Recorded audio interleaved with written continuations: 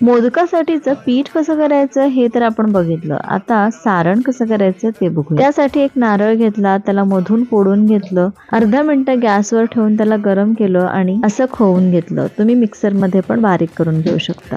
आता एका कढईमध्ये 2 टेबलस्पून तूप घेऊ, त्यामध्ये 1 चमचा खसखस घालू, 3-4 काजू आणि 3-4 बदाम अगदी बारीक असं कुटून घालू, 1 कप हा नारळाचा चव घालू आणि छान परतवून घेऊ.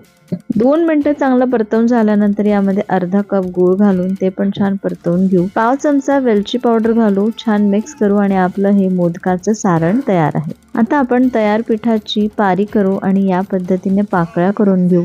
हे मस्त सारण यामध्ये भरून घेऊ आणि छान हे मोदक बंद करू. तर हे बघा किती सुंदर आपला हा मोदक तयार झालेला आहे. वरून 1-2 केशरच्या काड्या लावून या मोदकांना 10 मिनिटं वाफ काढू आणि आपला मऊ लुसलुशीत सुबक सुंदर मोदक तयार आहे.